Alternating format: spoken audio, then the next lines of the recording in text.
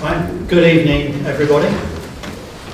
And to start with, I'll just read out, as I do at every planning meeting, a few details. So good evening and welcome to the Woking Borough Council Planning Committee. We have a PA system which hopefully you've noticed, and you can all hear at the back. Mobile phones should be off or on silent, and no fire drill is planned tonight. The proceedings are filmed and will be available on the Woking Borough website. You will see from the camera position that the committee members, council officers and registered speakers will normally be recorded, but speakers may ask not to be filmed if they wish, but their comments will be audio recorded. The planning committee is made up of 9 elected members, and I'll just ask them to introduce themselves one by one, starting on my far right. John Jarvis, member for Twyford. Wayne Smith, member for Hurst. Michelle Shepherd-Day, member for Winnish. Chris Barry, member for Evandon and Vice Chair. Tim Horton walked in there early. I'm Carl Doran from Bullbush and Whitegates. Thank you very much, members. We are supported and advised by a variety of professional council officers, and I'll ask those to introduce themselves now, starting on my far right. I'm Callum Lynham, I'm clerk to the committee.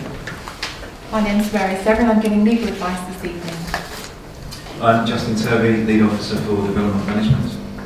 I'm Chris Easton, I'm the service manager for Highways at Woking. Thank you very much.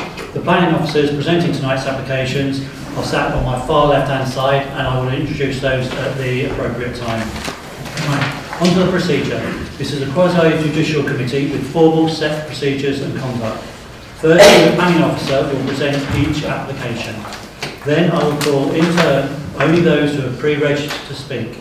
Please come forward to the table. The microphone is controlled by the grey button on the base. The time limit of 3 minutes for each category of speaker will be strictly enforced. So please ensure you get your key points across within your allotted time. Members of the committee are interested in the quality of what you have to say and not for how long you actually speak. Following the planning officer's presentation and comments of registered speakers, the planning committee members will consider, question and seek clarification for the application and hopefully reach a decision which may or may not agree with the planning officer's recommendation.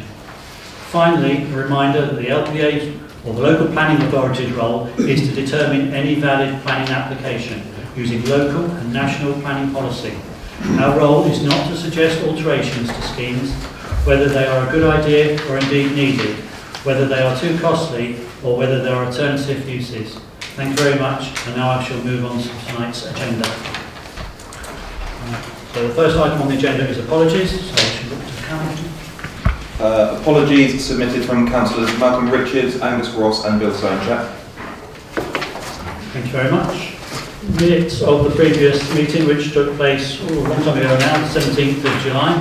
Are there any alterations to that? No, certainly. So all those in favour, please show. Thank you very much. Next item, 28, declarations of interest. Does anyone need to declare an interest? No, thank you. Item 29, applications to be deferred or withdrawn. There's none, Chair. Thank you very much. So the first item or application then is item 30. It's on page 13 and it's the land south of Church Lane at 3 Mile Cross. That's a reserved matters application for 86 dwellings, including access roads, garages, parking, suds, open space, play area and allotment and landscaping. And it's before the committee. This is a major application, and the case officer tonight for this is Crystal Howard, who I shall hand over to. Thank you, Chair. The application is a reserved access application as described. Under consideration tonight is a layout, appearance, scale and landscaping. The access has been approved under the outline planning permission. The applicant is Taylor Wesley Holmes. This slide shows the application of the site in context of the Southie M4 STL. The site is shown outlined in red to the east of 3 Mile Cross and the south of Church Lane. The site had outline planning permission approved in 2014. This established access to the site with a new roundabout on Church Lane. In total, up to 900 units were approved in 4 development parcels, 2 at the north and south of Church Lane and 2 at Spencer's Wood, together with formal play spaces and a new school. Full planning permission was also approved for 3 areas of sound. Moving on to the site itself, this is an aerial photograph application site which is shown outlined in red. The existing land use is agricultural. There are some existing linear hedgerow features within the site and trees. The site is bound to the north and west in part by existing residential development. In order to respond to the constraints of the site, the design code has been submitted together with a design access statement to inform the layout of the build form. This identifies 2 key character areas: the Church Lane frontage to the south of Church Lane as shown in pink, and the core area beyond this as shown in orange. These provide different principles to inform the built form, which has been built on character analysis of the existing village. This is a proposed site layout. The site will be accessed by Church Lane, with the main spine road serving the site. To the south there is a formal play area and an area of open space. The area of open space was originally intended to be used for allotments, but the Shinfield Parish have requested that we remove the formal plots to provide flexibility in respect to the deliverability of its open space. There will be, however, some form of food production within this area, such as fruit trees. There is also a suds pond to the north within the same, which has been delivered, and the linear drainage swales, which will ensure surface water runoff levels are managed. The layout has been informed by existing vegetation features, and a significant majority of these will be retained. The applicant has amended the layout significantly to ensure there is a good relationship between the same and proposed housing, and lower density units have generally been applied along this. The overall density is 28 dwellings per hectare when taking into account public open space, or if discounting this reduces to 33 dwellings per hectare. This is in line with the SPD requirements for the South M4. Moving on to street scenes, this is the Church Lane frontage. Here we have a landmark building to define the entrance of the site, and beyond this frontage development is proposed, which affects the pattern of the existing built form. This is within the site, and this is the Church Lane character area. The houses are greater level of detail on these, and a pair of apartment blocks are proposed which have balconies as a usable amenity space. This slide shows the core area. Whilst there is less detailing here, such as brick courses that have been applied in the other character area, the applicant has used a good balance of render and brick to provide diversity. In addition, this approach helps set the character area apart. Moving on to building heights, the applicant has provided a range of 2 to 3 storey units throughout the site. These are well distributed, respond to constraints, in particular the ridge line, and the applicant has carefully responded to comments from the landscape officer in respect to the ridge line itself. In terms of garden depths, the applicant has ensured that all houses have 11 metres of rear gardens, which ensures acceptable needed space for future occupants. This approach also secures suitable separation for the existing housing surrounding the site. Moving on to parking, this slide shows distribution of parking throughout the site. We've allocated the parking shown in yellow, garages in red and visitors in blue. This is considered acceptable while the highways offset visitor parking is well distributed throughout the site. The overall parking is 211 spaces, including garages, which reduces to 201 when discounting these by 50% in accordance with local guidelines. This equates to 2.33 spaces per dwelling when applying a discounted figure. Finally, we move on to some perspectives. This slide shows the entrance of the site from Church Lane with the gateway building. The building complements the approved apartments on the other side of the road to the right of that slide, which was approved previously. Whilst comments have been received in respect to the perceived tunnelling effect, there is over 30 metres between the buildings now to strengthen the landscaping to soften the build form. This is the slide taken from within the core area, which is adjacent to the Sang, and overlooks the open space which is in the background. Moving on to recommendation, the recommendation is to approve the application subject to the conditions set out in the report and those amended in the members' update. And just to take you through the members' update quickly, the plan numbers are as listed, they've just been inserted, they're finalised. Let's turn a couple of 3 pages to get to the next bit. On page 15, amend condition 3 to include the word "not," as shown in bold below. On page 15 again, clarification to report. Condition 5 as drafted will allow for fan-light windows for obscure glazing. However, it is reasonable to allow a fan line window within these spaces of ventilation as they often serve bathrooms and is typical of modern residential development. The opening fan line window will be 1.7 metres above finished floor level as stated with the amended condition. Page 15 again, amendments to the reference number for the drainage statements, delete that as stated and replace with the one which is set out in the members update. Amendment to condition 9, there's a change in the trigger ordinance one proposed.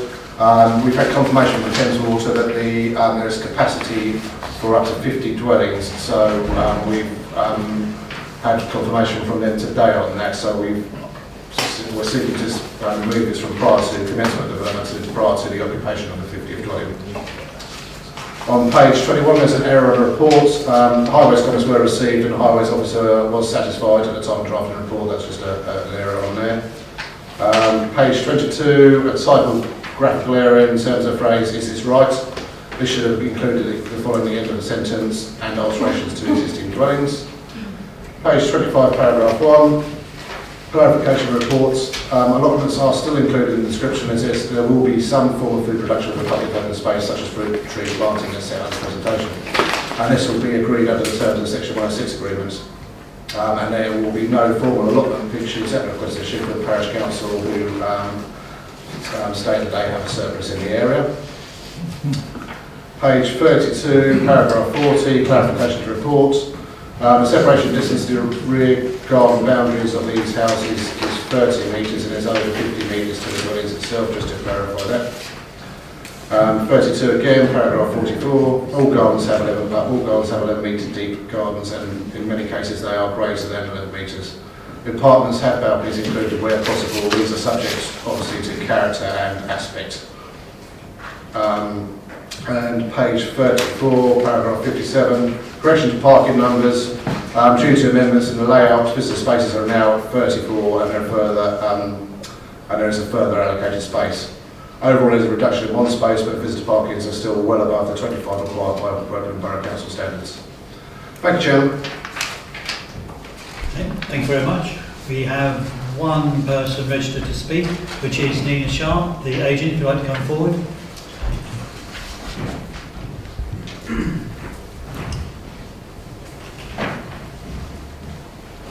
Yes, good evening to you.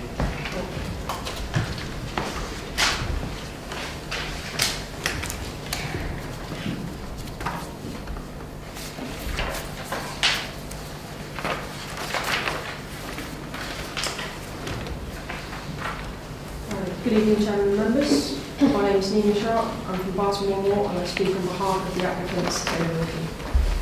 The application before you this evening, as Chris has already highlighted, are reserved matters seeking approval for 86 dwellings, including internal access roads, garages, parking spaces, site attenuation, open space, play area, community growing space and associated landscape enhancements. The application is considered to be the final reserved matters, phase 4 of the hybrid permission, totalling 900 units.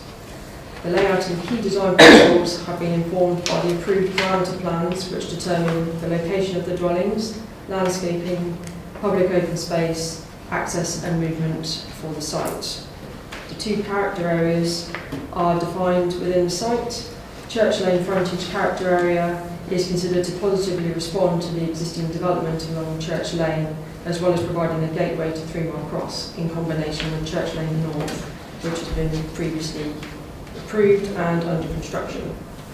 The core area positively integrates with the proposed allotment into growing space area and to provide an acceptable frontage onto Maze Farm Sang, which, as members are already aware, is publicly accessible. Vehicle access into the site will be from Church Lane via the newly constructed roundabout leading onto primary, secondary and tertiary streets. All existing trees within the proposed site are being proposed to be retained and supplemented with local species. The introduction of a locally equipped area of play and community growing space to the southwest edge of the site is easily accessible through the site as well as from the footpath. We've worked closely with your planning, highways and landscape officers following the submission of the application to enable a favourable recommendation to the application before you this evening. The development is an important step forward in the delivery of new homes at 3 Mile Cross, a central part of the Council's core strategy led by the SDLs. I fully support the officer's recommendation for the application. Thank you. Right, thank you very much. Right, there are no other speakers registered, so I open up to members. Michelle? What's the distance to the allotments? Since you've eliminated the allotments here, what's the distance to the nearest allotments presently?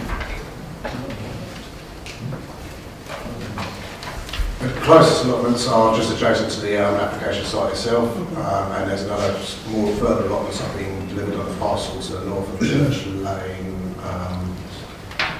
Go back through, bear with me. Just to the north of Church Lane, along up here. There's also allotments going to be delivered down here, so, and there's allotments, existing allotments adjacent to the site.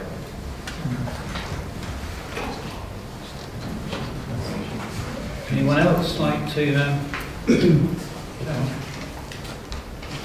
Thank you, Chair. I understand it's not strictly a planning material consideration and so on, but I want to talk about affordable housing. It talks about this site having none, 86 dwellings, and it refers to something provided in the north of Church Lane site as 24 dwellings, I think it says. I'm just wondering how many dwellings, what percentage of dwellings that is compared to the whole of those two sites. Because the north side looks to me like it's probably got more houses than the south side. So I'm just interested to know. 35% of affordable housing has been secured partly in part by Community Sun, but also in part by the numbers that have been delivered there. The overall provision is in accordance with the Section 106 for the Outline Planning Commission.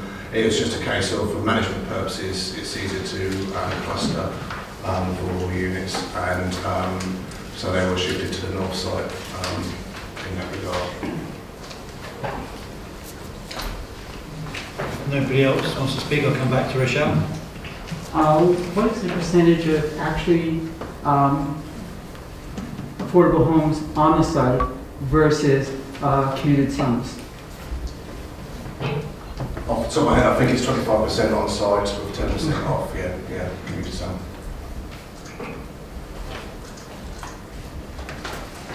Any more questions at all? No? Okay then.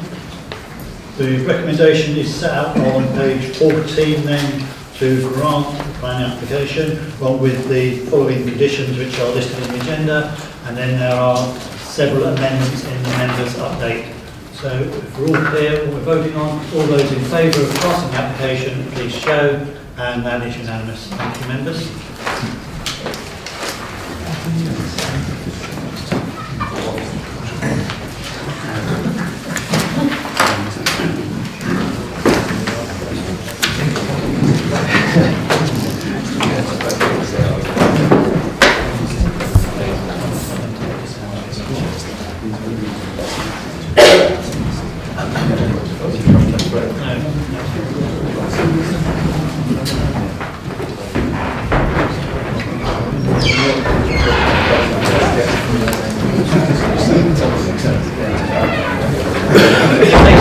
Move on to the next item, which is agenda item 31 on page 53.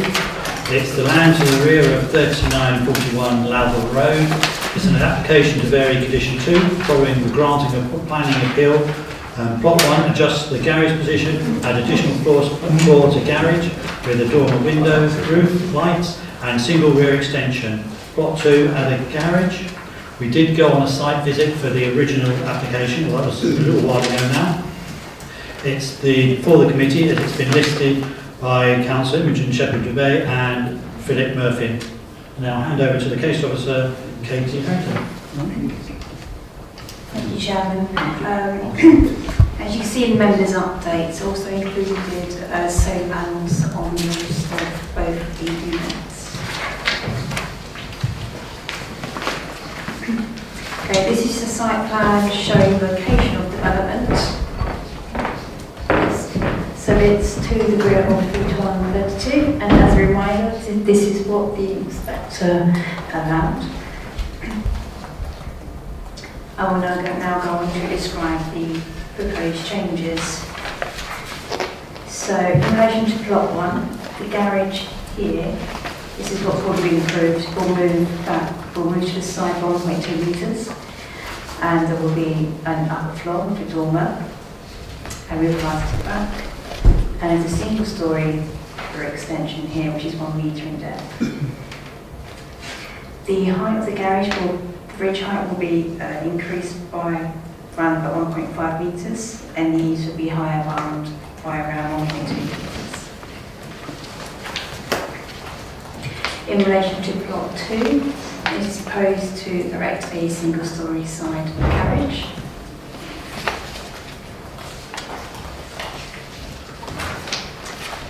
And these are the changes as on the site plan. This is what's been approved, and this is what's proposed. The buildings themselves have not moved within the plot, but you can see this garage here moved back 4.2 metres with the dormer and the roof lights. Here's single storey extension, and this is the proposed garage to plot 2. So in terms of impact upon character, the proposed changes to the garage to plot 1 here would result in a subservient projection to the front. It's clearly lower than the bridge, and it would still allow sufficient space around the building so that it would not appear cramped or overdeveloped. The resulting bulk massing would also not appear out of character in the street scene. This is number 2 and 3 Evesham Place, which has a similar arrangement. In terms of plot 2, this is the proposed single storey garage. Again, it's clearly subservient to the host dwelling and would not make it appear cramped, etc. in the streets.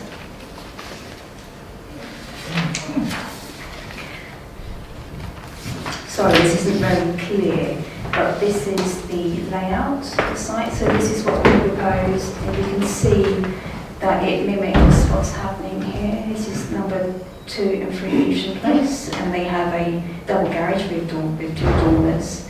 And here proposed is single garage and single dormer. That's the garage itself has already been approved by the inspector. So that, in terms of the street scene character, it mimics what's going on already and round it off. In terms of impact upon residential amenity, concerns were raised that the proposal would result in overlooking and loss of daylight sunlight. So in terms of the proposed dormer, although the Borough Design Guide doesn't have a separation distance advised for side dormer to back garden, the longest distance the guide advises is 22 metres, and the proposal would meet this. Bear in mind that 22 metres guidance is for back-to-back elevations, including gardens, so it would exceed it. Roof lights are proposed to the rear elevation here, and a condition has been imposed to make sure that they are above head height and obscure glazed. There's like above head height and below, above head height or obscure glazed and below.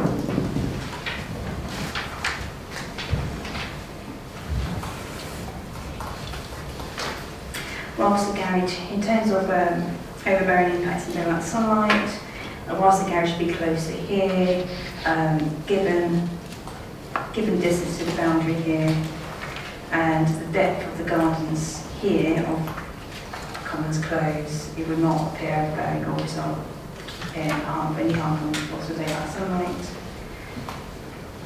And the garage here, given its single-storey nature, there's a gap about 0.9 metres to the boundary. Given its size, it would not appear overbearing or result in daylight sunlight to occupiers of 41. In terms of highways, the proposal would add a garage to the side of plot 2, where there was a parking space approved by the inspector. This unit has 3 spaces, 1, 2, and 3, and this unit has 3 spaces. Highways will require free parking spaces for dwellings with 3 bedrooms or more, and this will be met by the proposal. A condition has been imposed to restrict use of this garage for parking in vehicles only. So this is a Section 73 application that seeks to amend Condition 2 approved plans. So the principal development has already been approved. They've already had permission for the development as approved by an inspector. All this application does is amend the plans for the changes outlined in the report in the presentation. And only these changes can be assessed. And following this, as set out in the officer's report, this development would not lead to harm or impact on the character of the area, upon neighbouring amenities or high safety, and therefore it is recommended that the planning committee grants and permission for appraisal, subject to the conditions and amendments in the members' update. Thank you, Chair. Thank you very much. We only have one speaker registered to speak, which is Derek Dawson, the agent, so if you'd like to come forward. Can I ask you just to lower the microphone a little bit, because I believe it's not getting the best sound for people at the back. And before you start your 3 minutes, I would very much like to understand why you've actually brought this application, why it wasn't part of the original application. Thank you. The main reason for the changes to the original approved scheme was the circumstances of the development. Originally, the proposal was to obtain planning and sell both plots to the open market. Subsequently, it's probably my fault because I represent Scandia, Mr. Francis, the owner of the site, and his partner visited our show centre several times, and they fell in love with what we did in terms of energy efficient properties, high levels of thermal efficiency, and they fell in love with the concept of building for themselves. So rather than just develop a site and put it on the open market, they then started to look at the development and personalise it and make it more bespoke to fit their needs. That's why most of the changes are to plot 1, because they now intend to build plot 1 to live in, and what they looked at, mainly on the first floor, it was very cramped on the first floor, so they want to improve the layout on the first floor so it makes a nice attractive home. Okay, I'm okay with that then. I'm now going to start your 3 minutes. Okay, thank you. Hello, my name is Derek Dawson and I represent Scandius Limited, the agents and the designer of the scheme and the application before you this evening. As your officers have pointed out, planning permission was granted an appeal in May 2018, earlier this year, for the construction of 2 detached 4-bedroom properties. The application before you this evening is simply to seek to vary condition to the approved scheme. The case officers pointed out the key changes, which are mainly to plot 1, as I mentioned earlier. There's a rear extension, single extension, which is 1 metre deep by 4.6 metres. This is just to improve the scale of the sitting room, which before was very tight. The removal of the long bank of folding doors to the rear of the property have been removed, and we've replaced them with more traditional French doors and side lights. We've also introduced PV panels to both the buildings. This is to generate renewable energy. There'll be other energy efficient items we include, but these will be inside the building, you won't see them. The main change that has been pointed out is the change to the garage. The size of the garage and the height of the garage has been increased to provide more comfortable first floor accommodation. If you look at the approved scheme, it was very tight and limited upstairs. Number 3, Evesham Close, which is only 4 houses away and was seen on the street scene earlier, has a similar arrangement with rooms over the garage. In my opinion, it looks attractive, it looks balanced and makes best use of floor and roof space. The closest neighbour to number 7, Evesham Close, has been consulted about the garage and all the changes, and has raised no objections. He's not written in and he seems quite happy with what we're proposing to do. The only changes to plot 2 was the introduction of a garage, which I think is quite reasonable. Most people want a garage, and there are PV panels, but they're on the flat roof, so they won't be seen. Finally, during the planning application process, there were some concerns raised about whether we were repositioning or resiting the two properties, and I can categorically state this is not the case. If you look at both the approved scheme and the submitted scheme, the distance from number 7's boundary to the edge of the garage is 3 metres on both schemes, and when you look at the street scene, it's exactly the same. So the siting remains the same. Any variation to the siting, we'll have to get approval, but we've got no intention. So I really hope the committee supports this application and supports their officer's recommendation and agrees to vary condition 2 of the planning approval. Thank you. Thank you very much. Thank you. Before I open it up to members, please bear in mind we are only looking at the changes. We are not revisiting the application. And then Michelle. Yeah. On page 54, under planning status, it says aerodrome safeguarding for wind. Should we take any notice of that, and should we, or do we need to take any notice of that? No, it's not relevant for this this particular application, but it is actually a planning constraint. That's why it's in there. But no, you don't need to worry about it. In that area. Michelle? Is the drama you mentioned overlooking at all, and if it is it obscured?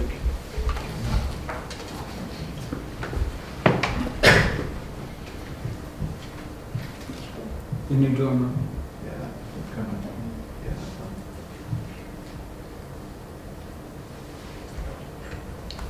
No, so it's got 22 metres to that rear boundary. So it meets the back-to-back distance of 22, and it meets that back-to-boundary, so it's well in excess. Wayne? Evening, Katie. Do you know off the top of your head what the volume increase is between the approved and the proposed?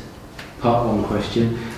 You mentioned about parking spaces, and you talk about a condition going on that garage. Is the condition going to be the removal of permitted development rights, or is it going to be a condition just around garage use? Thank you. Whilst he looks up the floor space for you. In terms of the parking space, sorry, volume. And whilst you obviously take that into account for you, the garage is, because of the number of habitable rooms and the council's parking standards, it generates a requirement of 2.4 spaces. Obviously, you can't have 0.4, so we've obviously counted 1. Garages we don't typically count, however, because we count garages as 0.5, sorry, it's got complicated. We're allowing that to be retained for parking. However, we've secured it that it can only be used for parking. So, from the planning point of view, it's not necessarily removing the PD that they can't convert it, but there's a condition on it that requires it to be kept for parking, so they need to submit a planning application if they wish to do anything else to that garage.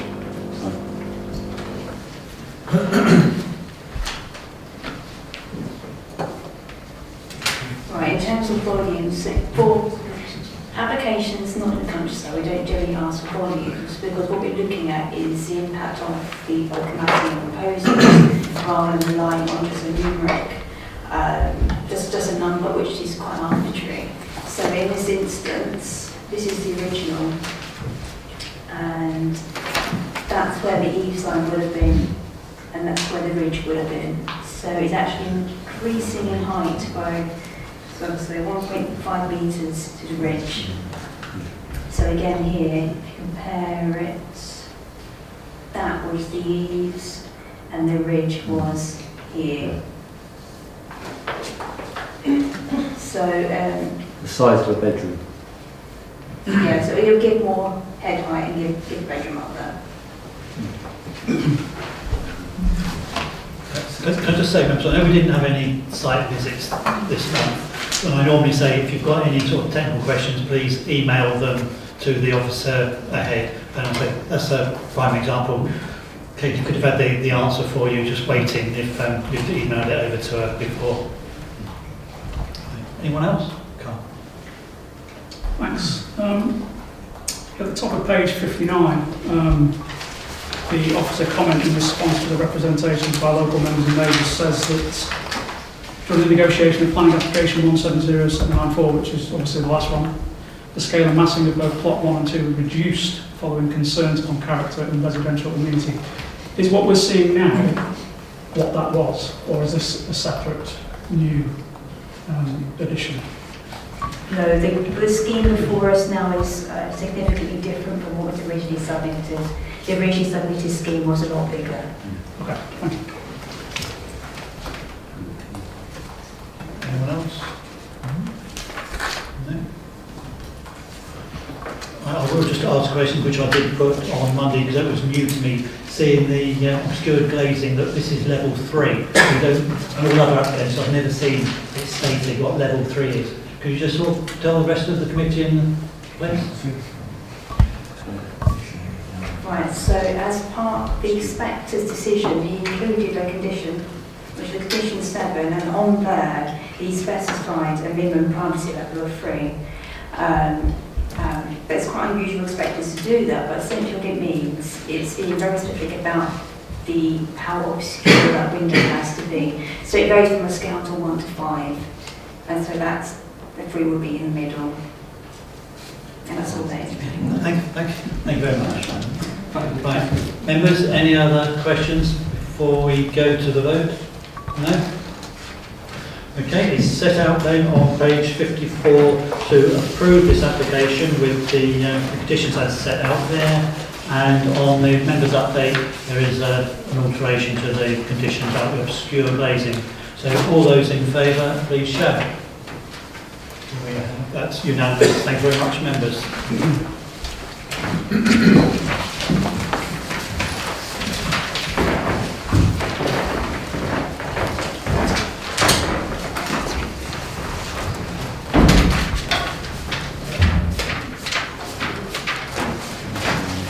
Next item then, agenda item 32 on page 81, which is units 31 to 33 of Sutton Business Park. It's a full application for the demolition of the existing building and the erection of a new building to provide new class B2, B8 industrial unit with ancillary office space, storage, car park and landscaping. It's before the committee as it's a major application. And once again, the case officer is Katie Harrington. Thank you, Chairman. So this is the site location plan. Can't really see too well, but this is the application site, and this is the existing building. It's a long rectangular structure and consists of 3 units in B2 and B8 use. Here is the Blake's building, and that's how you would enter into the business park. As you can see, the proposal site is set well within the business park. It's the railway line here, and these are the closest residential occupiers. So this is a photo facing towards the west. This is the Blake building. This is the car park, and that's the proposal site here. And this is a photo facing towards the east. Straight west.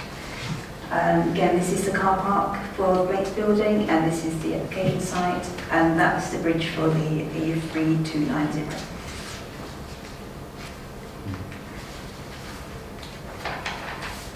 So it is proposing to demolish the existing building and erect a new B2, B8 building. In terms of character, it's narrower and it's less deep than the original building, but it's taller. So it would be 0.5 metres taller than any of the other buildings in the business park. So it would be 0.5 metres taller than the Blake's building, for instance. However, there are the building heights in the Sutton's Business Park vary quite a lot anyway, and it would not appear out of character. It's set well back within the site as well.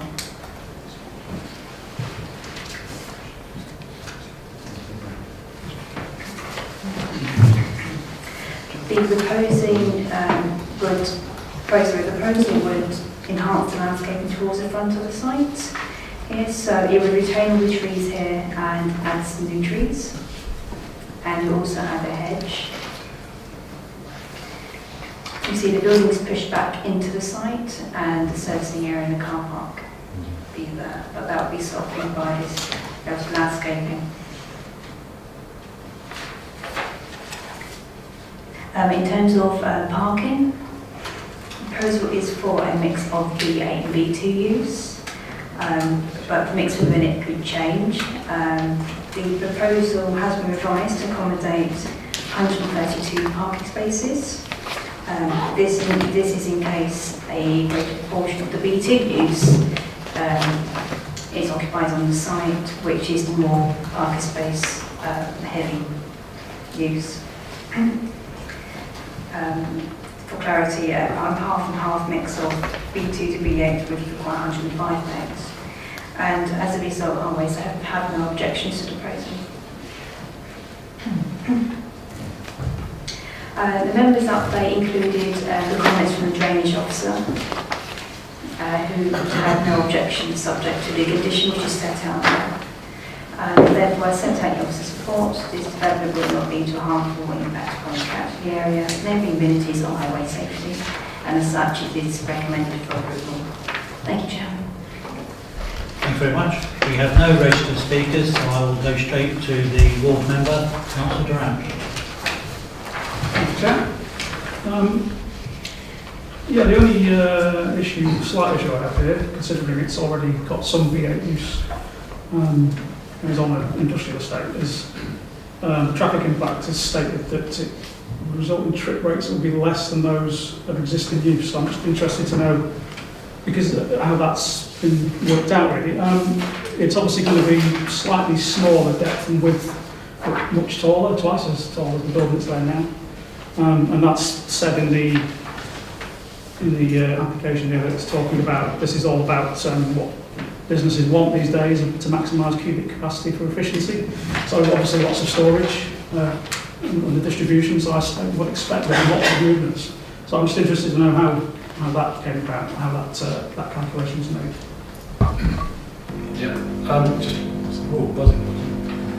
Just picking up, so basically land uses have trip rates associated with them. So previously the mixed use was B1, B2, B8. So B1 is quite intensive in terms of the trip rate, which is an office. So B8 tends to be much lower in terms of the trip rate use. Therefore, looking at the balance of what the office would generate in terms of its trips to and from vehicles versus obviously HGVs from distribution centres, trip rate is significantly lower, obviously give you a bit much lower in terms of that land use that's put forward. So the combined here is residential in this in line. So it's looking by class. By user class, yes. Wayne?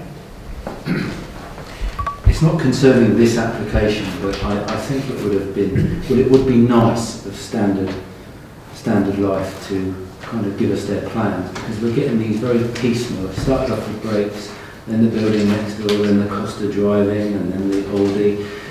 It would be nice to, if they, and I don't know if they have, spoken to us as an authority about their plans for that site, because it could also almost aid what's going on there, and for us to comment and give feedback rather than getting these piecemeal applications.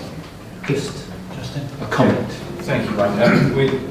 We will speak to the agent about that, because you're right that there are frequently applications on this estate. So yeah, a plan might not be a bad idea in discussion. And it is changing the whole fabric of that area. Some say for the better, so it could be a good thing. Michelle? It's nice to see more employment in the borough. Just a comment.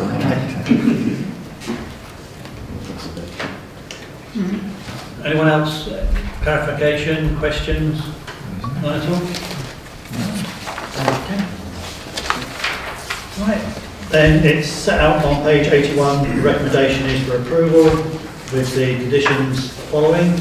And then on the members' update, there is the one change, number 18. So all those in favour of this application, please show. And that is unanimous again. Thank you, members.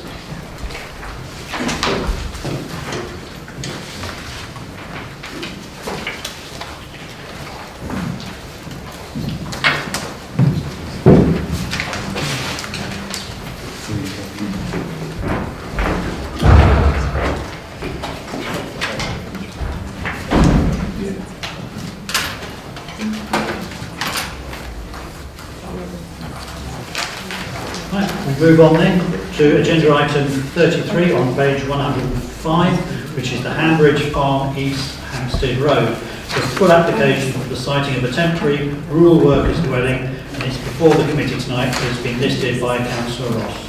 Over to Simon Taylor, the case officer. Thank you, Chair. Thank you, Chair. Hambridge Farm is a 6.7 hectare farm to the south of Woking. They are currently rented for 33.5 hectares. The farm commenced in 2014 and is currently used for the rearing of pigs and calves, from calves from 10 days to 18 months and from pigs from 10 days to 7 months. There's currently 36 calves increasing to 100. So there is an intention for the farm to expand in the future years. 2 sheds on the farm were built in 2015. The applicant now seeks to establish a rural workers dwelling on the farm, a 3-bedroom mobile home to allow on-site management. It's 72 square metres in area, which is within the definition of a caravan. So it is a mobile home, temporary structure. The application is for a temporary rural workers dwelling. No limit was specified in the application. The intention is for the son of the owner and their partner and dependents to live within the mobile home. Explaining the fact that the 3 bedrooms are placed within the mobile home. Policy CP11 does allow rural workers dwellings in the countryside. This application is supported by an agricultural appraisal which was forwarded to an external consultant. They looked at the need of the development, the need for the rural workers dwelling, the financial viability of the farm, the alternative accommodation in the surrounding area, and any other circumstances. The applicant has indicated that they would in future like to apply for another shed on the farm. There is not part of this application obviously, but there is informally an intention to down the years, if it is financially sustainable, to establish a permanent dwelling on the farm. The review undertaken by the external consultant found the proposal was satisfactory. It looked at the need for monitoring of calves at early age and pigs, and any security and safeguarding against theft and for any emergencies. Objections were received in relation to the excessive scale of the building and its visibility and siting of it in the countryside. This picture here is taken from 2009 using Google Street View, so this predates the commencement of the farm. And this photo here is showing the sheds from the farm, from East Hampstead Road. Other objections related to lack of landscaping, access onto the road, and the questioning the need for the rural workers dwelling. The application is recommended for approval, subject to landscaping enhancement to screen the building from the roadway. At the moment you can see from this photograph here that the hedgerow is very minimal. There is a condition from the previous application for the 2 sheds for hedgerow enhancement or additional plantings. That condition is from 2015, so this application seeks to reinforce that and enhance it further. There are conditions relating to 3 temporary arrangements. After 3 years, that the rural workers dwelling has to be removed unless permission is sought otherwise from the council. It has to be ceased if the farm no longer operates, and the occupancy is limited to the person working on the farm. It's also subject to a Section 106 agreement to protect against mitigation, for mitigation for the 10 space and heat. The members' update just makes 2 minor corrections in relation to seals. Seals are not payable on a temporary caravan or mobile home. It also deletes reference to yew as a species for within the hedgerow because, as the applicant advised, it is poisonous to cattle. The application in its current form is recommended for approval. Thank you. Thank you very much. Here we have 3 people registered to speak on this one then. Firstly, sharing 3 minutes, we have Luke O'Brien and Christopher, I've written on it, is it Christopher Fruer? If you'd like to come forward. And if you could keep the camera on me, my good side, please. Thank you.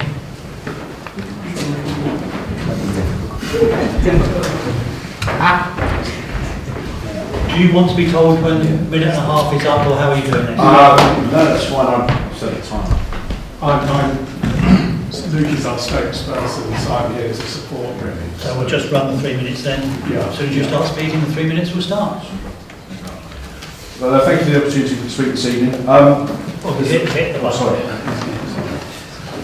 Can you okay now? That's fine. As you can see in the slides, it shows the development and the expansion of the farm through the past few years. To challenge Simon's comments, the barn was already constructed, an unlawfully erected barn.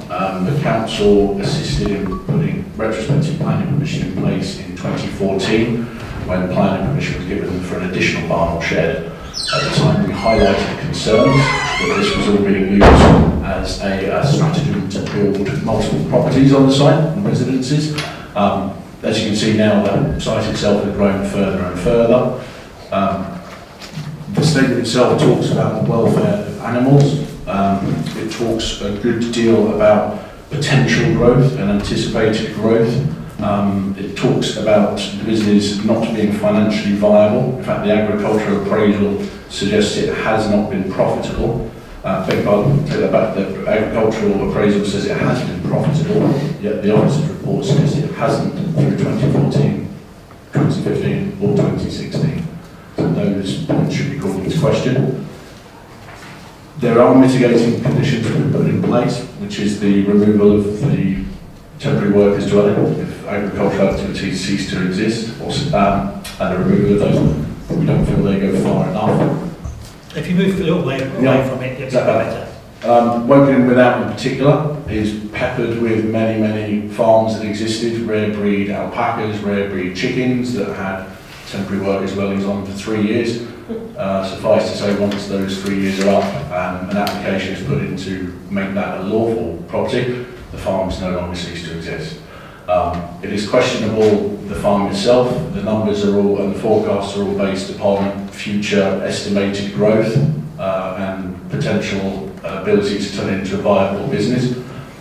The application talks about the requirement because the applicant lives 6 miles away in Hurst, yet on clarification in the officer's report it explains it won't be the applicant but his son, partner and dependents that will be living there. So it's unknown the proximity they have to the site already and whether that 6 mile journey is applicable here or not.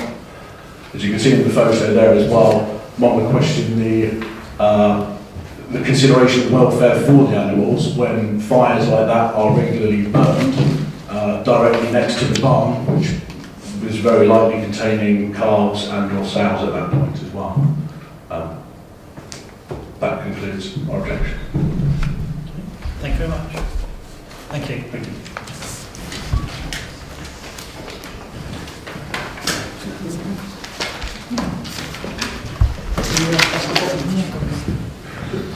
Okay, can I ask Emily Temple on behalf of the agent to come forward, please?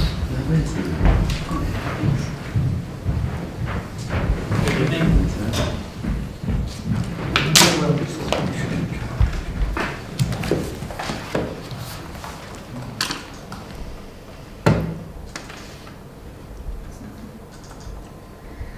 Thank you, Chairman, and good evening. Hambridge Farm is an existing agricultural business established in 2014 for the rearing of calves and pigs. The applicants are proud that in this time this enterprise has been successful and is now able to support growing numbers of livestock. As you know, the NPPF does support the provision of rural workers' dwellings in the countryside where it's justified there's an essential need. And core strategy policy CP11 is similarly supportive of new buildings that support a rural enterprise. So to support our development, the application before you was submitted with a qualified assessment of the business and its needs by a specialist agricultural consultant. And this your officers have had independently reviewed by an agricultural advisor to confirm that their recommendation to you this evening is both sound and reasonable. The business currently includes the rearing of 55 calves and pig breeding with 7 sows and gilts and 2 boars. Litters are born every 2 months, with half sold at 8 weeks and the other half when larger at 55 kilos in weight. It is intended that over time the calves will increase in number to 100 and pigs to 50, and this will create a future full-time 1.5 full-time equivalent workers. So the functional and financial tests have been applied for and accepted by your officers. The temporary proposal submitted means that this committee retains control to reassess the business in 3 years' time to ensure that these submitted projections are achieved, if not exceeded. In addition to the principal merits of the proposal, at this stage and in accordance with best practice, a temporary mobile home is applied for rather than a permanent dwelling. We know that concerns are raised about the size of the mobile home and can confirm that the proposal complies with the legal size parameters of a caravan and is of a size that is necessary to support the worker, his partner and their 2 dependent children. This complies with Condition 7 and the identified need for 1.5 full-time workers, as both adults would work on the site. Your officers have also assessed the scheme in all other character and technical respects. We know the recommended conditions listed in the report, which we agreed to and would adhere to fully, to fulfil the visual mitigation requirements referred to earlier tonight and the other on-site necessary works, like drainage. The proposal also includes a legal agreement where we agree to secure the financial mitigation needed for the special protection area. So I hope that this provides reassurance for you this evening. We trust that we've worked well with your officers through the application process to date to support a valuable agricultural enterprise in a sensitive manner, and of course that this scheme would be further reviewed by this committee in 3 years' time to confirm that it has remained successful. So we therefore respectfully ask that you take your officer's recommendation this evening. Thank you very much. Thank you. Right, before I go on to ask the members for their comments, I picked up a couple of questions I'd like to ask from what the speakers have said. And could you comment on the viability report? And the second one is it relevant about the distance that the son is having to travel?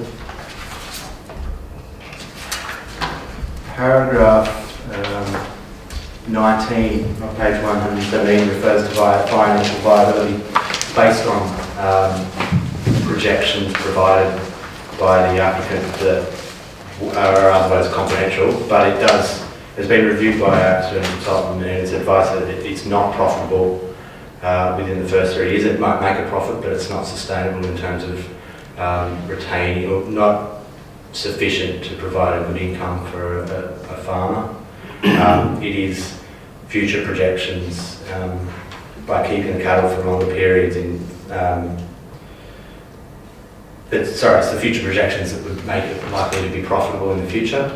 They're obviously projections. The point with the rural temporary permission is that we can revisit the financial projections in 3 years' time and ascertain whether or not the temporary dwelling is appropriate or whether a permanent dwelling, if it were applied for at that time, would be inappropriate or appropriate. Okay. And the second part of the question was the distance that the son is travelling, because it was the applicant is 6 miles away. Oh, sorry. The owner of the farm is in Hurst, so the assessment has been made based on the owner of the farm. I'm not sure where the son lives, but the review was based on appropriate accommodation within a mile radius of the farm, and based on the rental prices and purchase prices of a new dwelling, of a dwelling, was felt based on that and the additional need of having a farmer on the actual site was sufficient to justify that. So it worked with the lack of accommodation in the surrounding area and the need for on-site accommodation. So that answers your question. Thank you. Maureen, thinking you could just help us though, briefly. The son lives with the owners in I do wonder. Thank same you. address. Right, before I do actually go on to members, Councillor Angus Ross, who listed this, who can't be with us tonight, has given me a statement that he would like read out. So bear with me.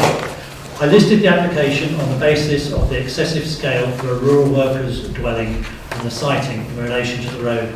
I have read the officer report in depth and wish to make the following comments.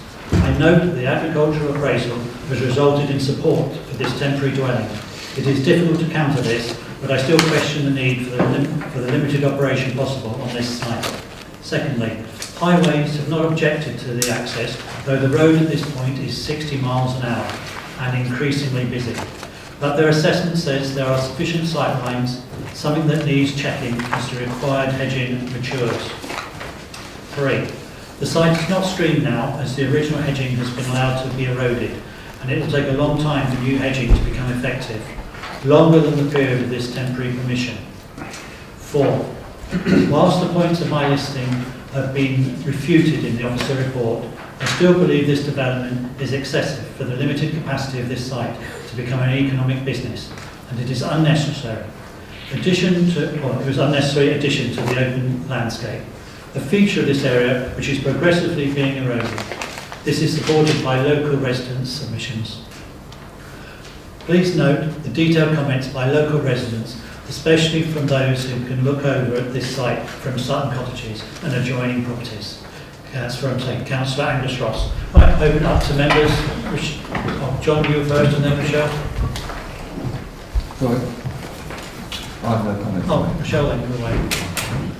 I have a question, why we have to ask whether it's viable business or not? We haven't asked about the site we just talked about in the, well, 2 sites ago, in Sutton's Business Park. The viability of it, I don't think is relevant, whether it's viable or not for a farm. And second of all, the idea that the local residents don't like looking over at this. I've realized that Simon had a great thing. If you want the view, buy the view. If you don't like the view, you can't have it. If you could respond on that first part. Yeah, the second part was just Simon. Yeah. It is relevant in this case in terms of justifying a development that might otherwise be acceptable. But in terms of the previous application, obviously we weren't trying to justify something that might generally be unacceptable, so it wasn't material, but it is in this instance. Wayne? You've answered most of the questions, but the caravan size, is this very similar to the size that you apply to travellers' caravans? The size, is it 20 by 30? 30 by 20 feet? Yes, that's correct. I think it's 20 feet width by... Yeah. So exactly the same. Yeah. I think the only thing I would say, because you've answered all the rest, is the landscaping. If you could go back to that picture, please. Yeah. And it mentions landscaping. I would ask that the landscaping plan is brought back for the chairman and the ward member before it's approved, but subject to a landscape plan being approved by the chairman and the ward member. Thank you. Carl? Thanks. I think you said on the same subject, really, I think I support that on the basis that you said there was a 2015 application that had a hedgerow condition, which clearly hasn't been approached. But by the look at it, I can see from what this application says, it's talking about a hedgerow half a metre behind what's there at the moment on the boundary, plus a hedgerow around the curtilage of the mobile home. That all sounds great, but if it's going to look like this in 3 years' time, it's not much point really, is there? This application seeks to enhance it, but it would also allow follow-up to ensure that the condition relating to the barn and the shed is enforced in to a greater extent. So obviously it hasn't been enacted. Chris? How long will it take for the edging to become effective?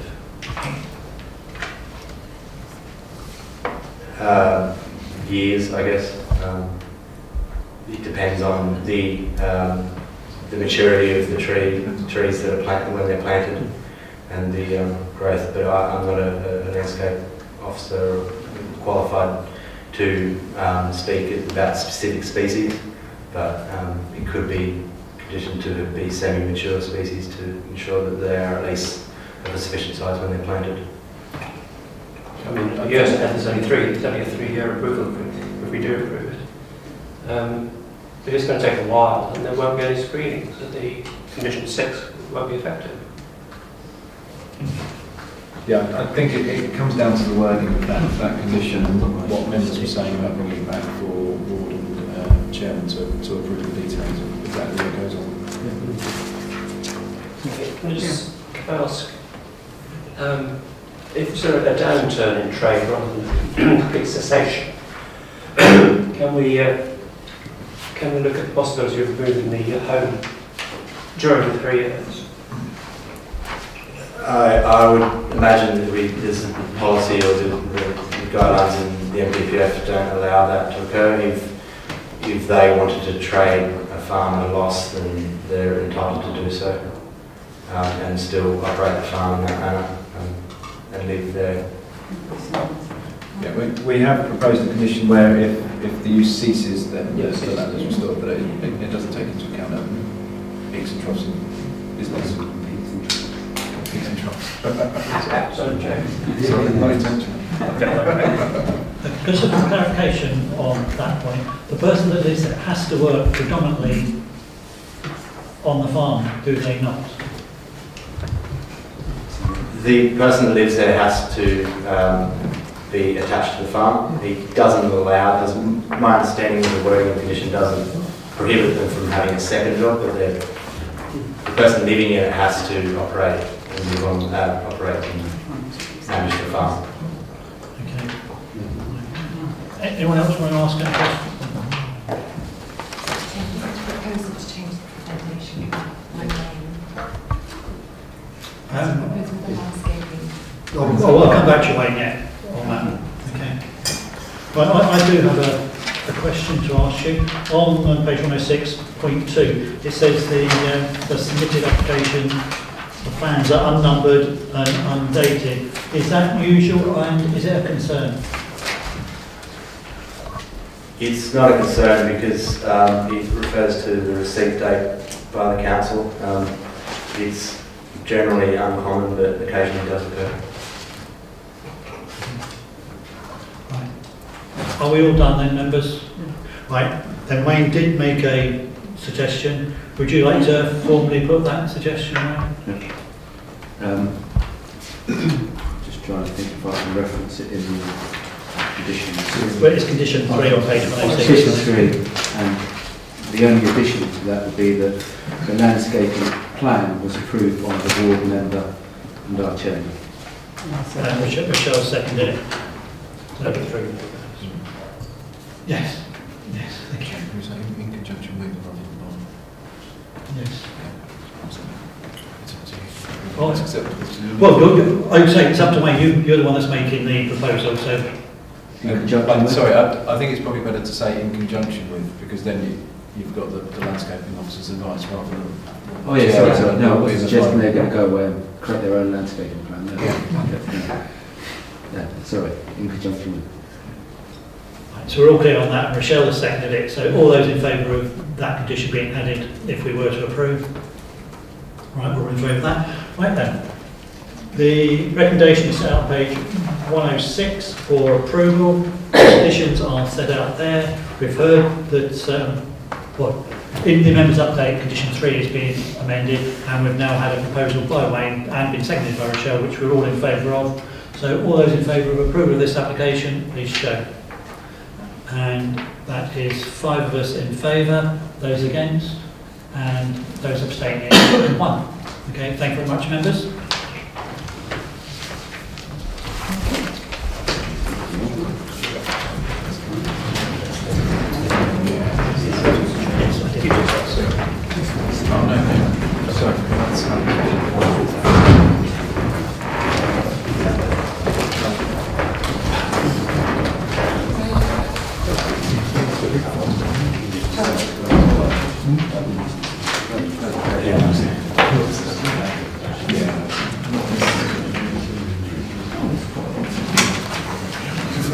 We're now on agenda item 34 on page 137, which is Unit 12, Ruscombe Park, full application for a storage and distribution warehouse following demolition of the existing warehouse and the erection of a cycle shelter.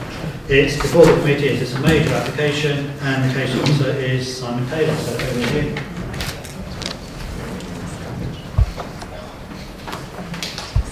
The subject site is within the Ruscombe Park Business Park. It's a 0.22 hectare site at the southern end of the park. To the south is the main railway line, and beyond that is the Greenbelt. Ruscombe Village is much further to the east. There's only one residential dwelling, much further to the west, one residential dwelling to the east, which is about 30 metres from the site boundary.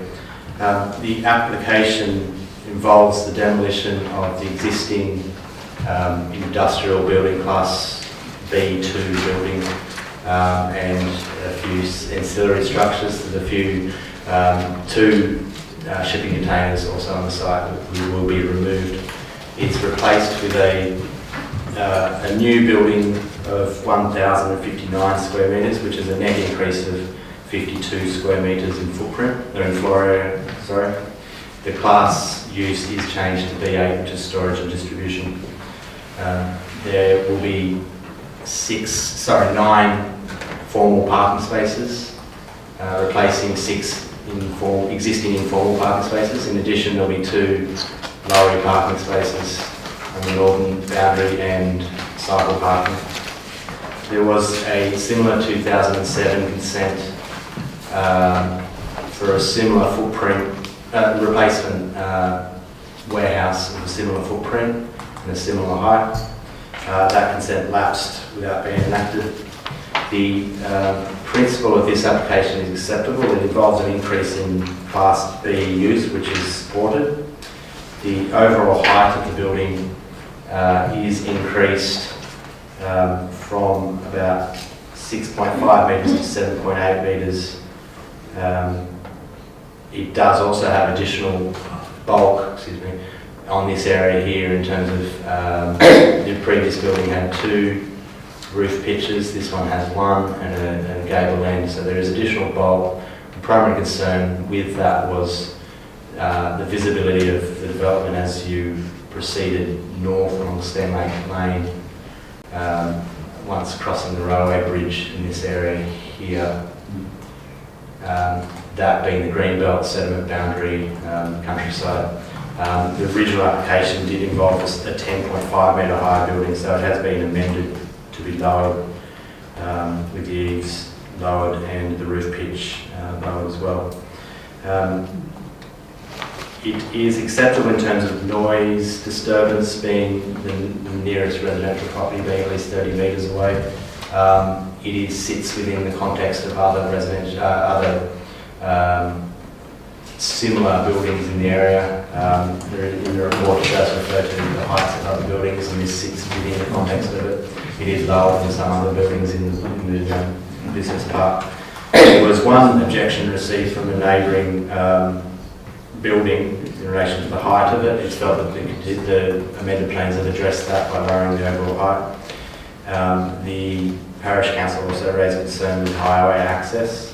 Council's highways officers considered the application to be acceptable.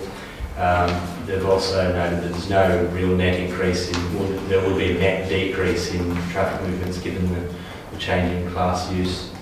There are conditions to protect the biodiversity of the site, just along the embankment here, which does contain great crested newts and protect against bats.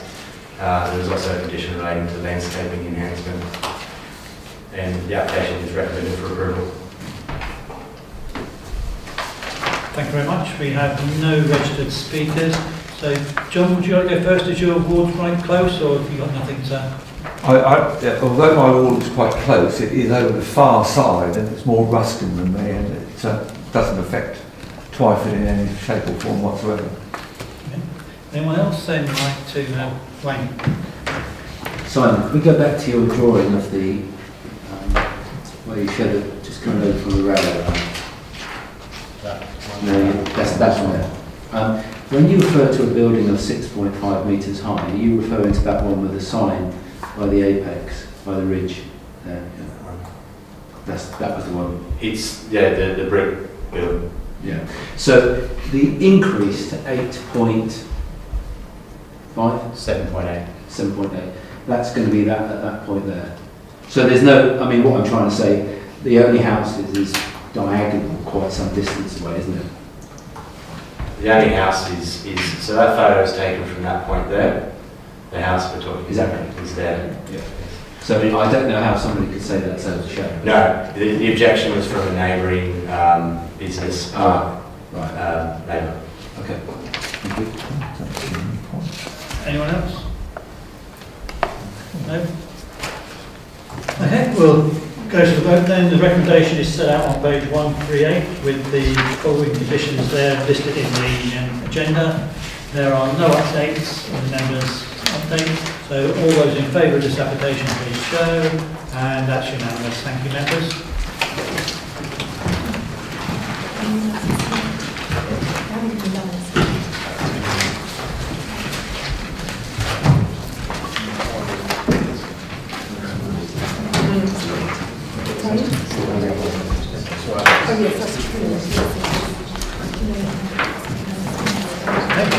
We come to the last application on the agenda tonight, which is agenda item 35 on page 173.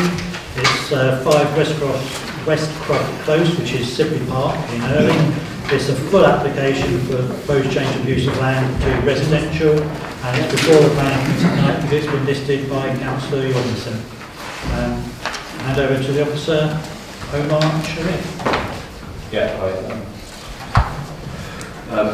The application forms part of the wider recent development which was granted outline consent for 8 dwellings and also a reserve matters application which was approved in 2012, which obviously finalised details of the period landscaping, layout, scale, etc. as in the planning history. As part of the reserve matters application, there was a landscape. Can you take your hand away? There was a landscape strategy plan, which is shown here. As you can see, number 5 is referred to as plot 13. It's not very clear on the PowerPoint, but the green area here is referred to as, I believe, mown grass amenity land, and then the dark green is just referred to, I believe, as ornamental landscaping. Just basically get some key figures about the whole site around there. As part of the reserved and outline application, there was a provision of informal public urban space, which is 0.94 hectares. You've got a formal kickabout area, which is 0.064 hectares. You've got the red hatch copse, which was 3.7 hectares. The conservation margin 0.25. Sustainable drainage, including swells, is 0.17 hectares. As such, there's a total provision of 5.36 hectares of open space, including, obviously, if you're including 3.7 hectares of red hatch copse. Proposal, obviously, is to transfer a sliver of land to the applicant at number 5. you know, it's obviously it's part of a buffer of open space and trees separating the immediate group of houses from the main highway to the south.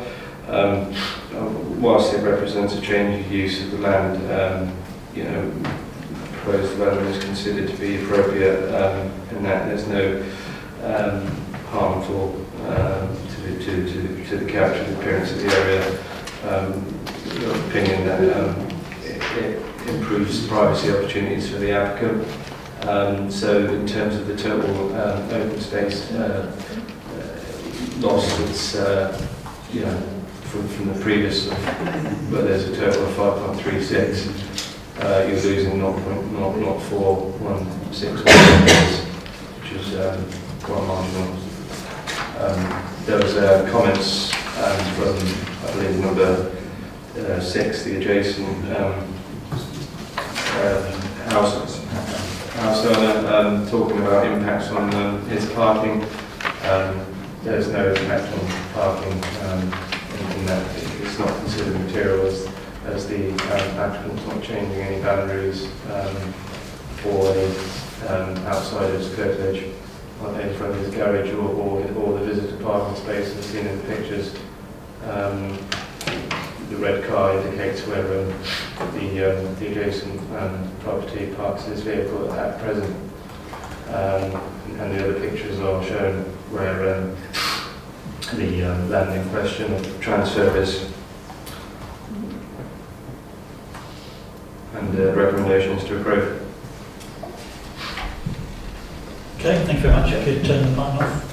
Thank you. Well, we have two people registered to speak. Firstly, Councillor Bill Luck on behalf of Early Town Council. Welcome to you, Bill.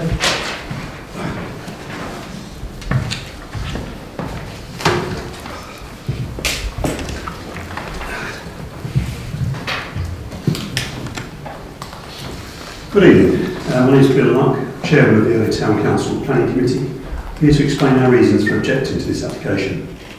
When permission was granted for the Civic Hall development, the extent of public open space currently on site was considered appropriate for the level of development, and access to and privacy of this property was not an issue when permission was granted, and there's been no change in circumstances since.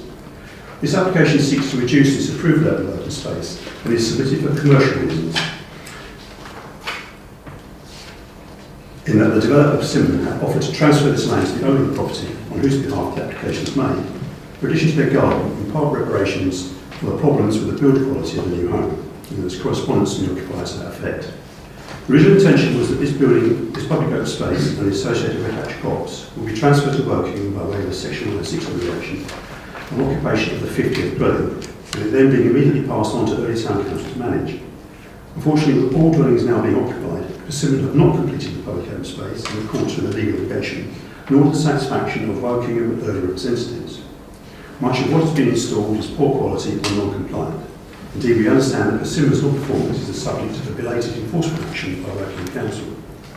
Officers may say that the problems of the public open space are not relevant to this application.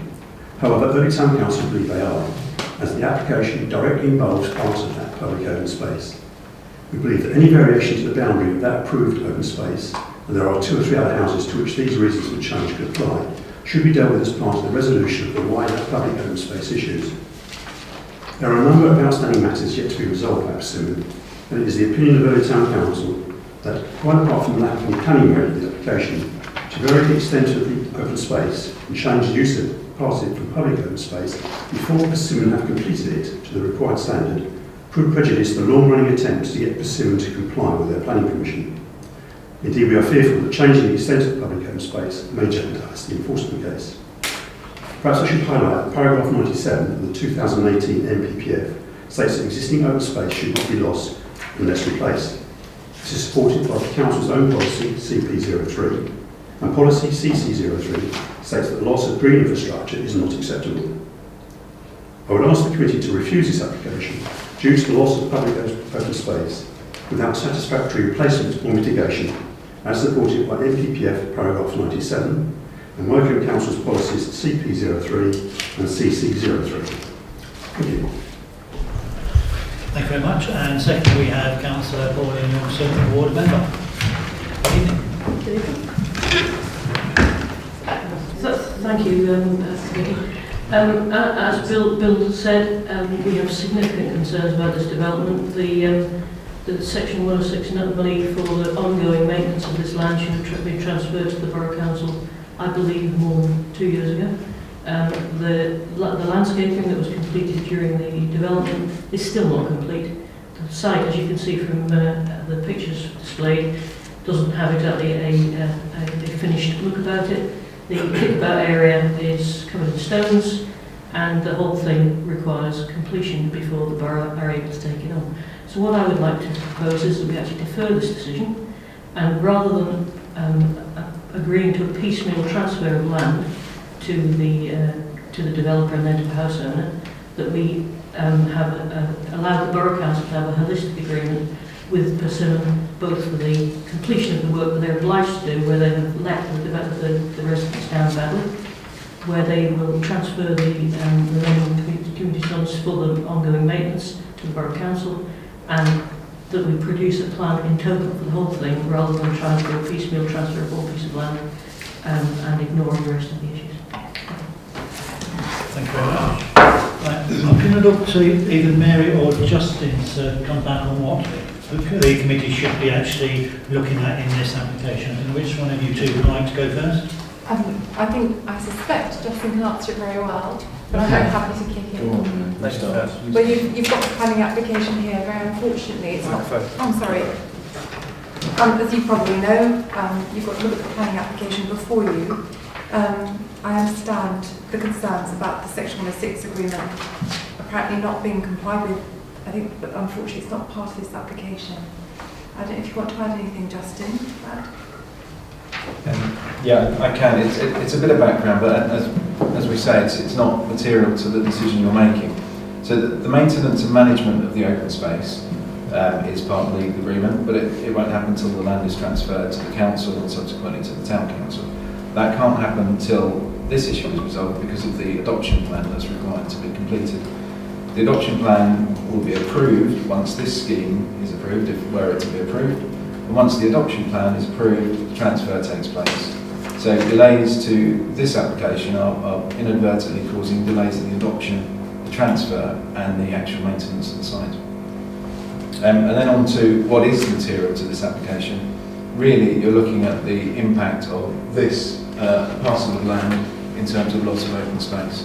I think Omar's alluded to it in his presentation, but the site as a whole required just under a hectare of open space to be delivered. It actually delivered, if you include Red Hatch Copse, about 5 times what it required. It's about 5.4 hectares or something like that. So in the context of it delivering 5 times what it needed to, the loss of that small parcel is minimal. Before I open it up to the committee, Councillor did make reference to the policy which said that you are not allowed to lose any open space. Could you comment on that, please?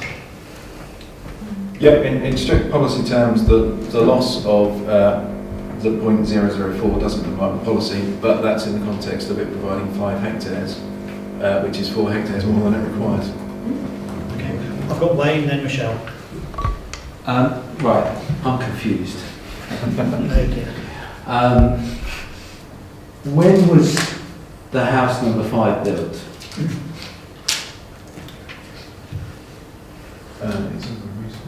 Yes. So it's in the past year or two. Okay, so, and the reason why the land is...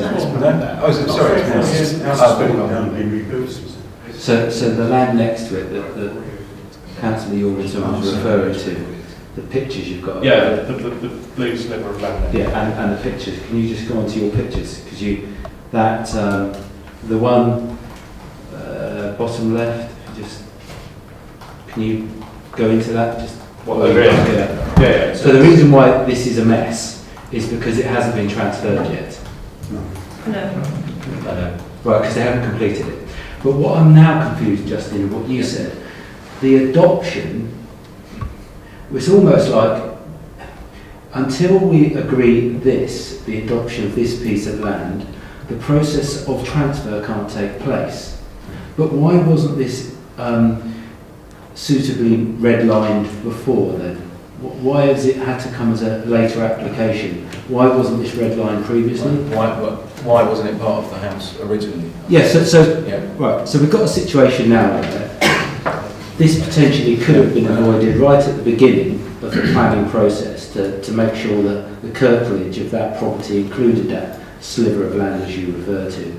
We're now in a situation where we're saying that the adoption of this needs to take place before the transfer can take place. Yeah, so Wayne, we spoke actually at a chair's briefing about this on Monday, and from our perspective it looks like a conveyancing issue. It's just how lines get drawn on plans and conveyancing. Okay, Mr. Cheryl, then John. How wide is this piece of land? Width like that, it looks like about just a few meters. It's between the end of the house and this picture here we have here. It looks like it's a very small area right here, and it's scrubland right now between the house and trees. Yeah, the maximum width is just under 2 metres. Maximum is under 2 meters. Yeah.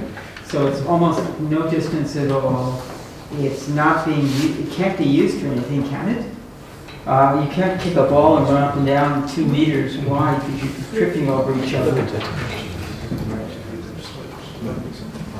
Was that? Yeah, that was more of a comment. That's a question, really. What is it being used? What would it be used for? As open space, it doesn't look like it's very much would be in his back garden almost. It's more his house. It's more for privacy opportunities. The applicant wishes to sort of enclose it with a fence in the future and to stop unsocial behaviour in front of his side of his project. Yeah. So It looks like a very good place for antisocial behaviour. So if you look at the bottom middle photo, you can see those 2 windows. Antisocial behaviour. So I think it fences off those 2 windows, so you wouldn't be able to see them from the open space into the property anymore.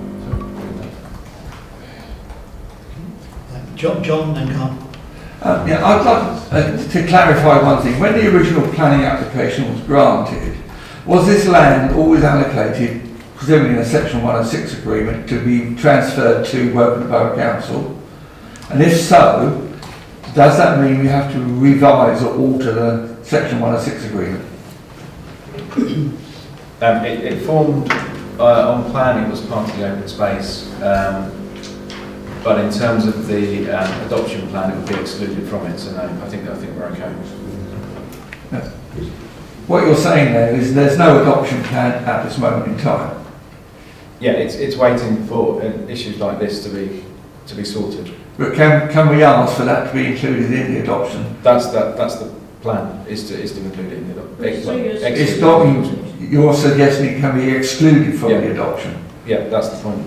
But I thought if we'd have had the planning application and approved it, it would have been already agreed to be in the adoption plan. No, the adoption plan hasn't been approved, and landscaping conditions and drainage.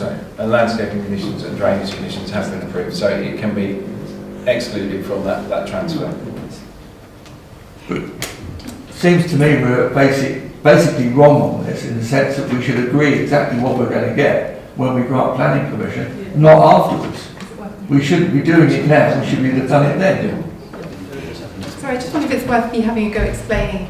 So what happens with planning permission is that you could stop me because I don't know the history of this, but you're agreeing a plan for a public open space, but it's got to be implemented. So it's got to be planted out and everything.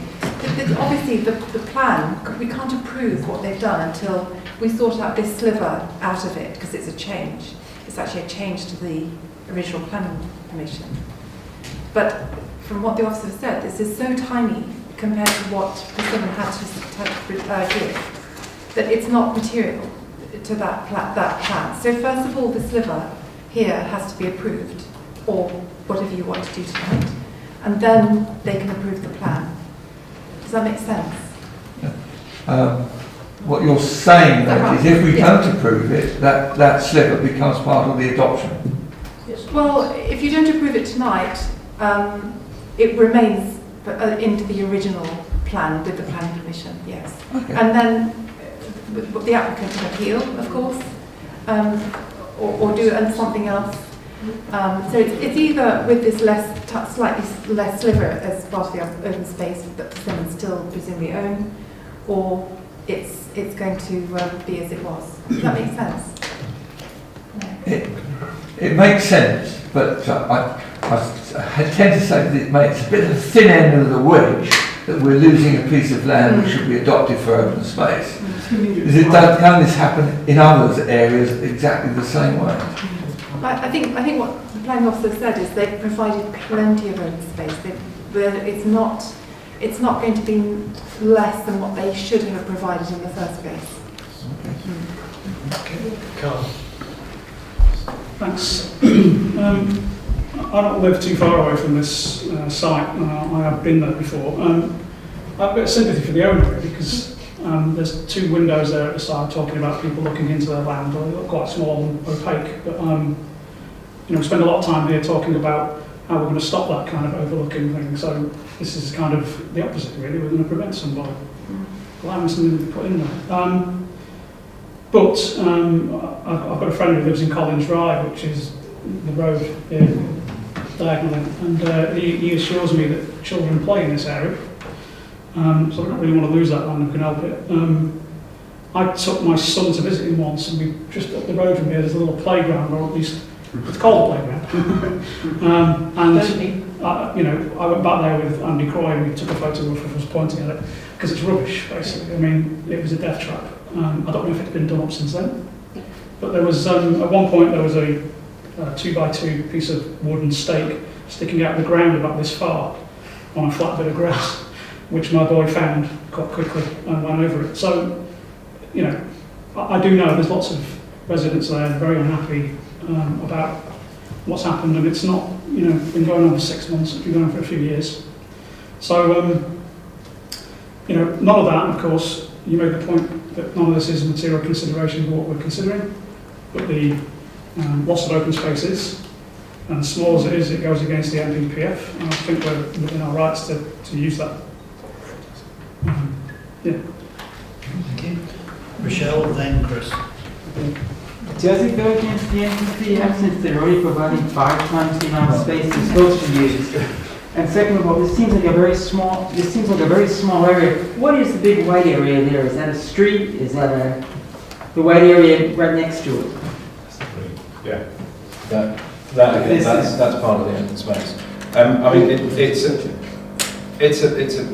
a funny argument really, because you're saying you're losing open space and therefore that's unacceptable in principle.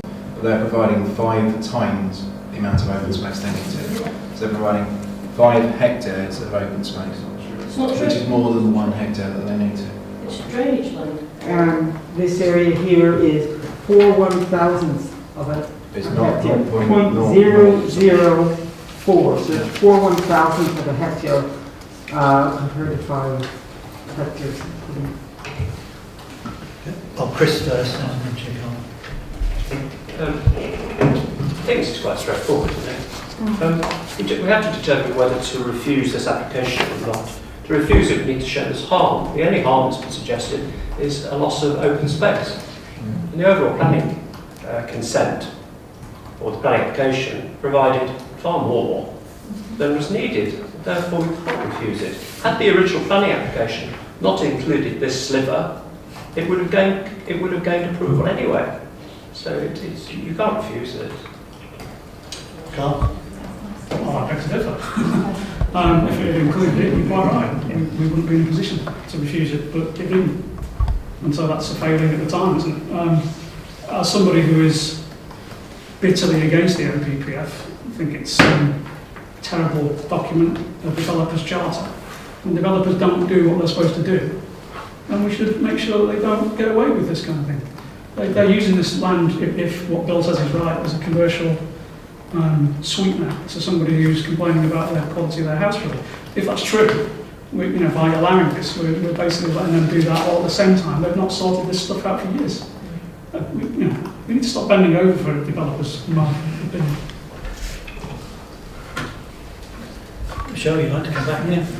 Can we then make it a condition that if we approve this, they have to completely develop the green space like they're supposed to, and turn it over.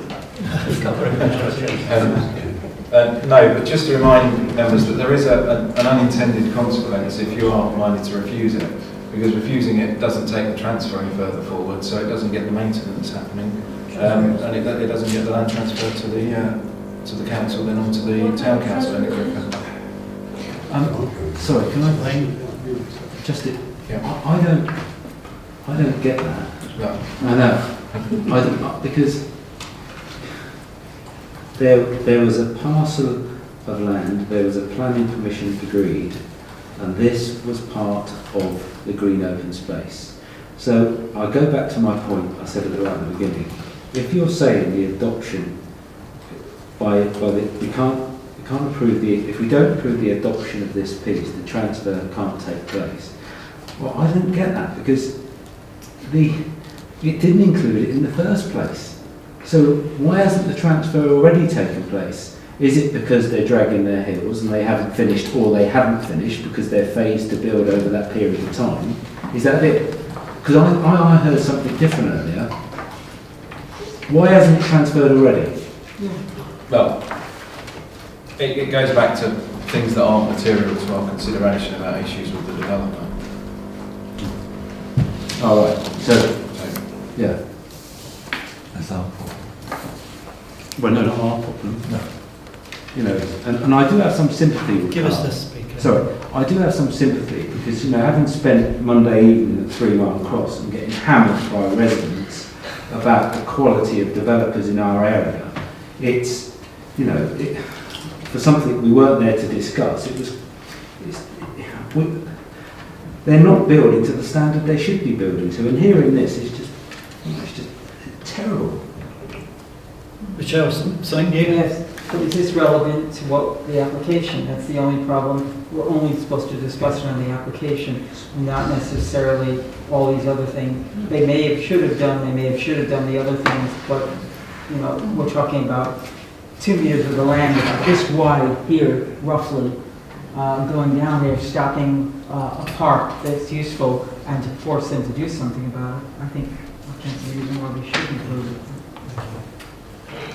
Just to ask Councillor Yorkson a question. When the amount of open space was mentioned, I did hear, I would just like to be clear what you feel as the ward member of how much open space there is. I'm not a planning expert, so I have no idea what the size of the open space is. All I would point out is that some of the land that is counted as open space is actually swales for drainage, I believe. Maybe a planning officer could confirm that. And some of it is also ancient woodland, which was preserved and could not be developed. So, and that was always in the hands of the residents in that area before this was even developed. So this was a development that was of a university building into a housing estate. The ancient woodland was already in use by local residents for walking before this planning application went forward. And so therefore, when you're saying the developer has given us this open space was already in use by local residents. And some of it, I believe, and maybe the planning officer can confirm, is drainage swales. So it's hardly able to play football on it or anything else much. Thank you for that clarification. Could you just confirm that? I'll do that. So the requirement was 0.99, so just under 1 hectare of open space. The development provides sustainable drainage, the swales, etc. is 0.2 of a hectare. Informal public open space is 0.9 of a hectare. Formal open space, play areas, kickabout areas is 0.1 of a hectare. The conservation margin is 0.5 of a hectare, and red hedge copse is 3.7 hectares. Okay, members, any more questions from anyone? Wayne? I'm going to go again. Still confused? No, I've got it. Justin's, what he said would make sense. So here we go. So the adoption, the transfer can't take place until we've agreed the adoption of this piece of land. In effect, or the non-adoption of this piece of land. So, why then can't we have a condition to the effect that the adoption of this piece of land, and therefore the transfer, is dependent on the completion of the other areas, the area, because I know it's chicken and egg, isn't it? So we've got a situation where we're saying, you know, that piece of land, I get it from the way you've said it, but we've got issues here. So if we give away to this without having some strings attached, Can we attach the string? well, that's the point. That would probably be back to Mary to say, can we, you know, because we've got, these people live there.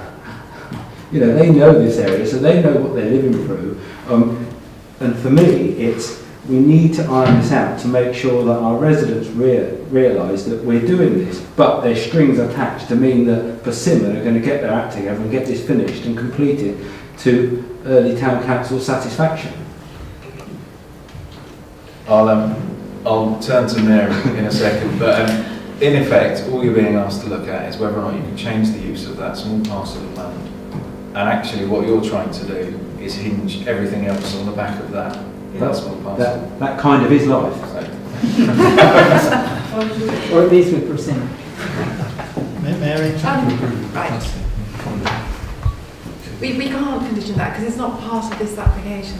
As far as if you just think of it in isolation, it's as if there's a field or something that's not got planning permission to be used as a garden. And so we're just simply changing that sliver of land to be used as part of their garden. So the issues about the other part, the existing public owned space, we can't condition that. It's not really relevant to this planning application. However, I do problem solve, as you know, and I can hear that there are clearly issues with this Persimmon House. So all I can say is that if you want, I can go back to the people that are supposed to be enforcing this and find out what's going on and push on it, if you want. Would you be happier with that? There's already enforcement. Sorry? There is already enforcement. But it sounds as if it's not happening, or that it's still causing you concerns. There's some communication problems even with regard to what's happening. But that's not relevant to this application. That's the issue of this application is the MPPF requirement that you shan't lose any open space. That's the basic issue here.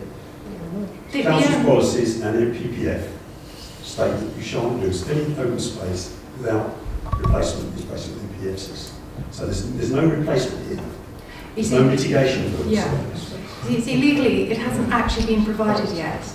And they're providing, they're complying with the It's planning designation, it's open space. Yeah, I've been very generous so far about the audience participation. Sorry? Well, I can do what I can do, but if that helps. I think it's not related to these plan applications, but we are obviously aware there are a number of sites across the borough, unfortunately many of which seem to be the same developer, and we are trying to do stuff with them at the moment to progress a number of their sites, because the residents are in a state where they've got sites that should be adopted but aren't adopted, so therefore until they become adopted they're not under the maintenance regime and obviously upkeep of the council. But until obviously they've completed those works, we can't take them on because we're trying to protect the council's purse and taxpayers, because if we take them on when they're not to standard, then obviously the council could be liable for all those defects. So we're working with them as much as possible to get the defects rectified, to get the drainage adopted, which is Thames. If Thames will not adopt the drainage system that's in those sites, we will not adopt the roads. And therefore a lot of that leads onto the sub-systems which will not adopt either, because obviously they're in areas that are in open space or adjacent to the sites, and we can't adopt them until they've been built. So at the moment, we're not releasing Persimmon's or other developers' bonds, which is costing them money. They need those bonds released. They need to finish those works to get the bonds released. So that's why I suggested deferral, to allow you more time. That's actually what I was going to suggest, with deferral to have Mary check to see what we can do. There's no planning reason really to do. Sorry, there's no. Oh, sorry. There's no. Well, let me just speak first. I can't think of a planning reason why. It prevents the adoption, so it doesn't help resolving the issues on site. So there's two problems. It's not part of this. It's not material to this application, and from what I'm hearing from Justin, it's going to severely delay other things to do with the site. So, in other words, if we don't, what you're trying to say is if we don't adopt this, if we don't adopt this and don't do the application, Persimmon's going to take us to tribunal or charge. What? The owners of the house, the applicant. Wayne. Right. So, we have another go. Appeal. Sorry? Appeal. So, Probably appeal because it's an easy. we agree tonight to allow this adoption to go forward. Therefore, the transfer can take place. Why can't we then say that's time sensitive and put a time on it?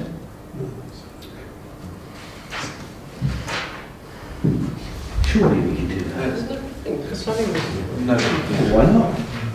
It goes back to the point Mary made earlier about it not being relevant to the application that you're looking at. Well, sorry, I disagree because I think it's very relevant because we're talking about the adoption of a piece of land. Until that adoption takes place, it can't be transferred.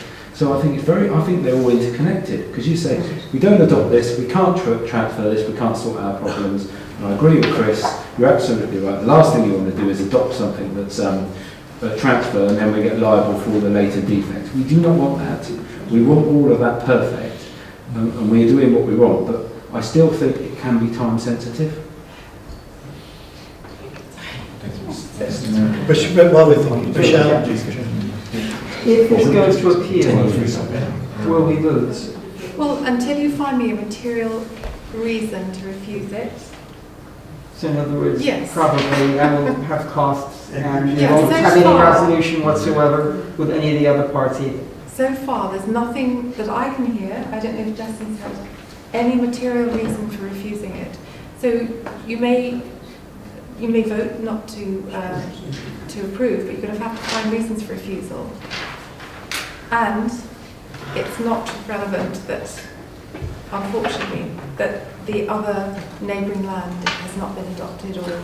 Yeah, I just think, and I love your sentiments, Chris, but I'm just wondering in this authority, who really has the power to deal with these developments? Because it's becoming a big problem. We've got this keeps it. No. It's the planning committee. I know it's the planning committee, but it is an issue. And you mentioned it, we've got issues across the borough. So this to me sends a message to the developer, carry on, it's open season. Right. I know it's not right, but... If you can turn your speaker off, then I'm going to call on you, please. Thanks. Can I just check then? The objection that Bill has made on behalf of Early Town Council states that the NPPF paragraph 97 says that existing open space should not be lost unless replaced. And that is supported by WC policies CP03 and CC03. Is that correct, or is it not correct?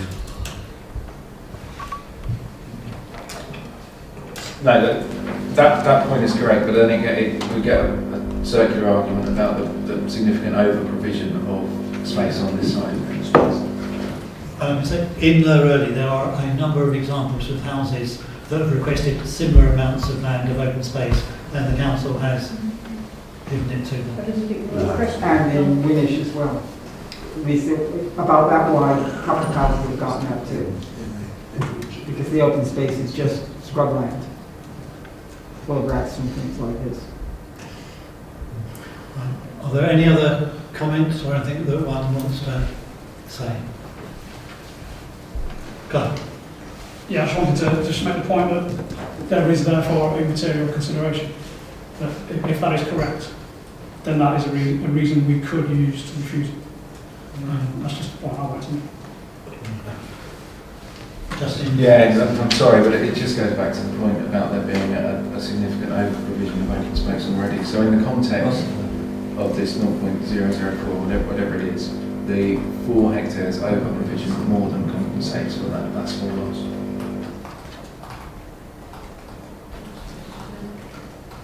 I kind of accept that point, and it's possible that an appeal, an inspector might see that.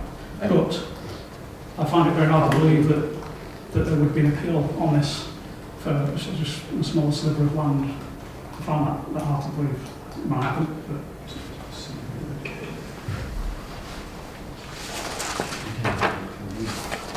Okay, members, just before we come to vote, just so we're clear, all of the issues that we've heard about the developer and all those problems it's caused, you need to put those to one side and you need to think, would you approve this application for what it is, as a change of use for a small amount of land? That is what we are deciding upon, not trying to punish anybody.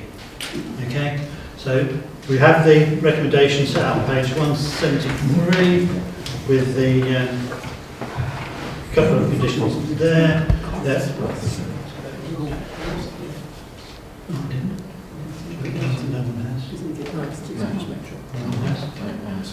right, and there are no updates on the members sheet, so all those in favour of approval, please show. We have 4, all those against, we have 1 and 1 abstention, I'm assuming. Thank you. Right, so that application is approved and that's all of the applications for tonight. But, sorry,